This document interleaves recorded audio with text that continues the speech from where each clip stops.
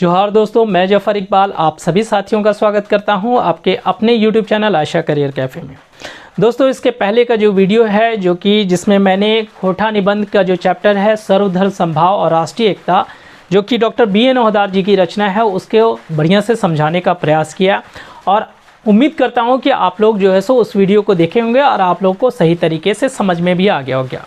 और जिन्होंने नहीं उस वीडियो को अभी तक नहीं देखा है वो उस वीडियो को बढ़िया से देखें ताकि आपको चैप्टर बढ़िया से समझ में आ जाए। और चैप्टर जब बढ़िया से समझ में आ जाएगा तो आप लोग उससे संबंधित जितने भी महत्वपूर्ण वस्तुनिष्ठ प्रश्न हैं उन सबको आसानी से आप कर सकते हैं दोस्तों, क्योंकि एट लास्ट हम लोग को उन सभी वस्तुनिष्ठ प्रश्नों की आवश्यकता पड़ेगी ही अभ्यास के दृष्टिकोण से।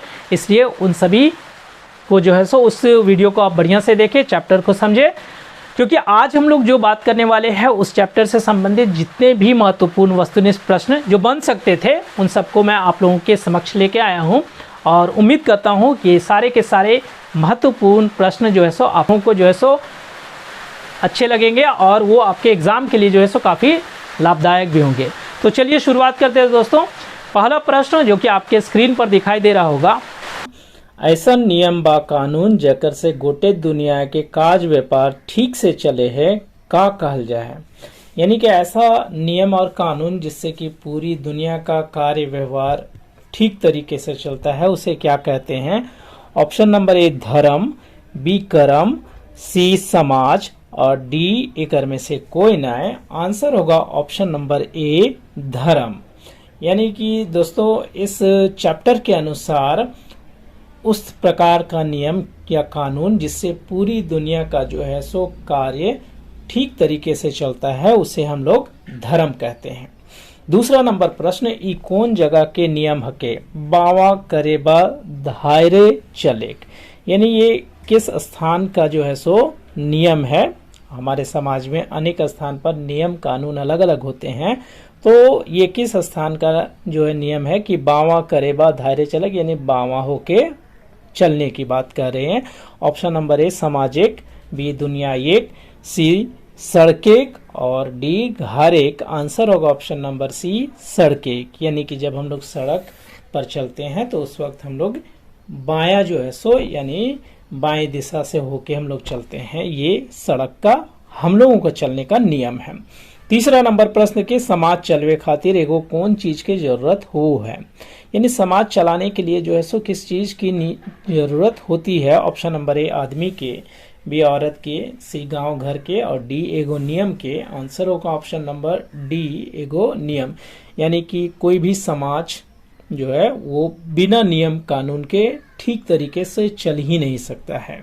इसलिए हम लोग को समाज को अच्छे तरीके से चलाने के लिए नियम की आवश्यकता होती है। चौथा नंबर प्रश्न, समाज ऐसन काम करे ऐसन बने ताकि पैद जन बा गोटे सामाजिक लोग सुख से रहत, सामाजिक सब कोई इज्जत से रहत, एकर व्यवस्था समाज करे ई कहा है। यानी ये जो वाक्य है इस चैप्टर से लिया गया है दोस्तों, जिसमें कहा गया है कि समाज में इस तरह की व्यवस्था होनी चाहिए जिससे कि सारे समाज के लोग सुख से रहे और समाज मतलब सबको एक तरह से इज्जत दे, समाज में लोग सब इज्जत से रहें। इस तरह की व्यवस्था समाज करती है। इसे हम लोग क्या कहेंगे इस चैप्टर के अनुसार। ऑप्शन नंबर ए धर्म, बी कर्म, सी यम या जम बोलेंगे और डी नियम। आंसर होगा ऑप्शन नंबर सी यम या जम। पांचवा नंबर प्रश्न, ई तरी पैद जन के धर्म, नियम और सामाजिक धर्म जम मिलके बने हैं। यानी इस तरह के पैद जन के धर्म और नियम और समाज का धर्म वो यानी कि जम मिलके क्या बनता है। ऑप्शन नंबर ए नियम कानून, बी संयम, सी कर्म, डी धर्म। आंसर होगा ऑप्शन नंबर बी संयम या संयम हम कह सकते हैं। छठा नंबर प्रश्न, महाभारत और 18 पुराण के बड़का बड़का पोथा कौन लिखल थीन। यानी महाभारत और 18 जो बड़े बड़े पुराण हैं उनको किसने लिखा था, उनके लेखक का नाम बताना है। ऑप्शन नंबर ए महर्षि वाल्मीकि, बी महर्षि वेदव्यास, सी महर्षि पतंजलि और डी नागार्जुन। आंसर होगा ऑप्शन नंबर बी महर्षि वेदव्यास। महाभारत और 18 बड़े बड़े जो वेद बड़े बड़े जो पुराण है उनको महर्षि वेदव्यास ने लिखा था। 7वां नंबर प्रश्न देखिए, व्यास जी के अनुसार असल धर्म का है। यानी व्यास जी ने इस चैप्टर में असल धर्म के बारे में बताया कि असली धर्म क्या है, मनुष्य का असली धर्म क्या है। ऑप्शन नंबर ए, हमेशा पुण्य करा, बी, पाप नाय करा, सी, दोसर के भलाई करे जैसन पुण्य नाय और दोसर के सतावे जैसन पाप नाय, और डी, एकर में से कोई नाय। आंसर होगा ऑप्शन नंबर सी, दोसर के भलाई करे जैसन पुण्य नाय और दोसर के सतावे जैसन पाप नाय। यानी कि दूसरों की भलाई करने जैसा जो है सो पुण्य इस दुनिया में कोई नहीं है, और दूसरों को सताने जैसा जो पाप है वो भी जो है सो इस दुनिया में कोई नहीं है। यानी कि अगर हम किसी को सताते हैं तो उससे बड़ा पाप नहीं हो सकता है, और अगर हम किसी दूसरे की भलाई करते हैं तो उससे बड़ा पुण्य इस दुनिया में कोई और दूसरा नहीं है। व्यास जी के अनुसार यही है असली धर्म। 8वां नंबर प्रश्न देखिए, ई निबंध कर ई वाय कौन कहलका है। यानी इस निबंध में जो है सो ये जो पंक्तियां आई हुई है, इन पंक्तियों को किसने कहा है। परहित सरिस धर्म नहीं भाई, पर पीड़ा सम नहीं अधमाई।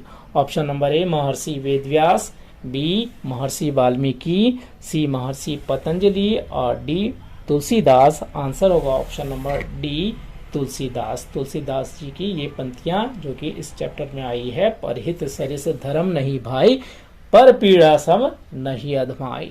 9वां नंबर प्रश्न देखिए, ई श्लोक ककर से लियल गेल है। यानी ये जो श्लोक अभी नीचे दिया गया है वो किससे लिया गया है, यानी किस जो है सो आपके बड़े पुस्तक से लिया गया है।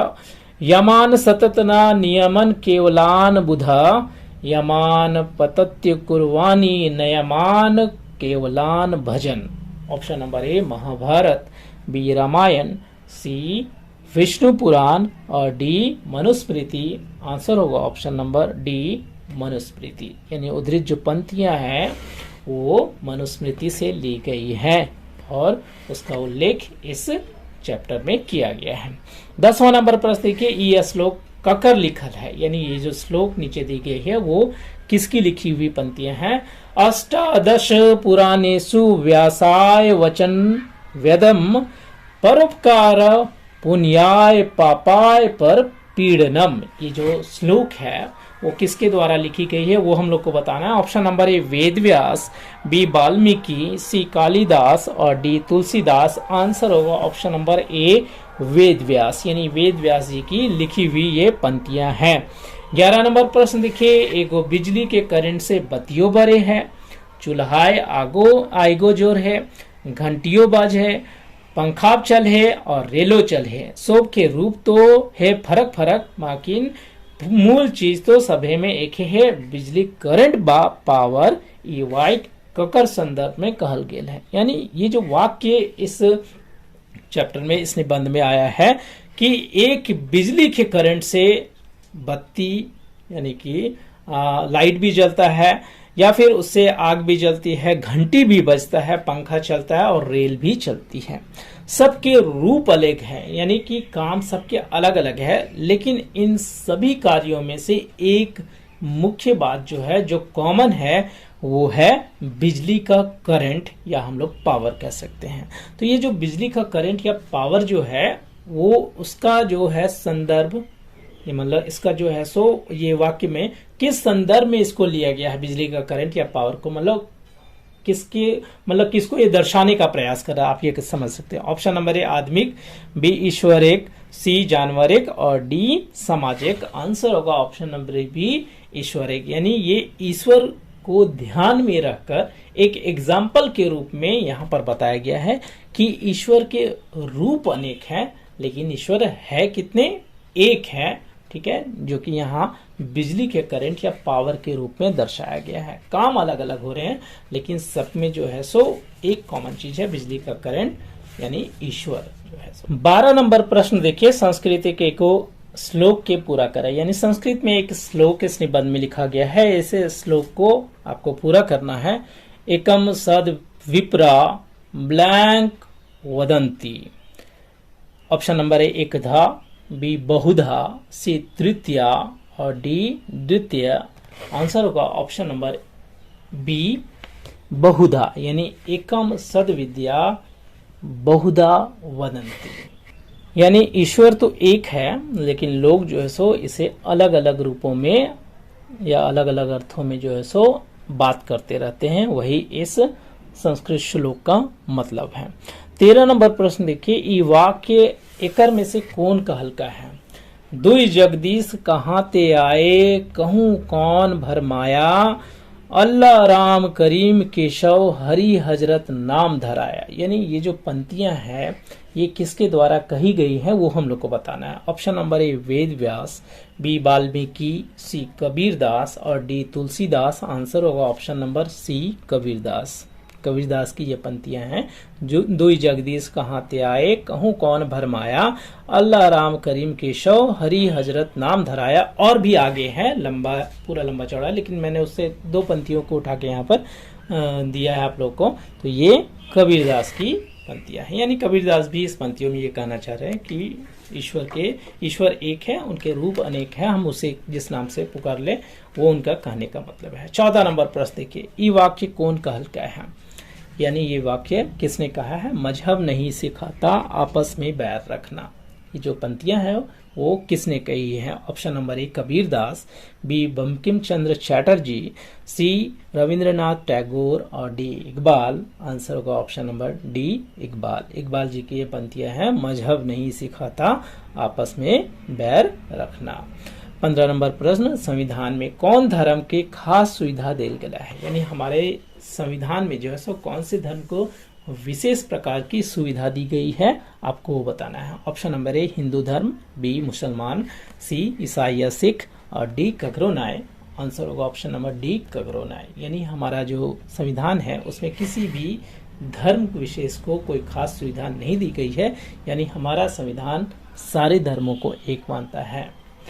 16 नंबर प्रश्न के सर्वधर्म समभाव और राष्ट्रीय एकता खोरठा के कौन विधा है? यानी ये जो सर्वधर्म समभाव और राष्ट्रीय एकता जो चैप्टर है वो खोरठा की कौन सी विधा है? ऑप्शन नंबर ए कहानी है, बी निबंध है, सी नाटक है और डी काव्य है। आंसर होगा ऑप्शन नंबर बी निबंध है, यानी ये निबंध है।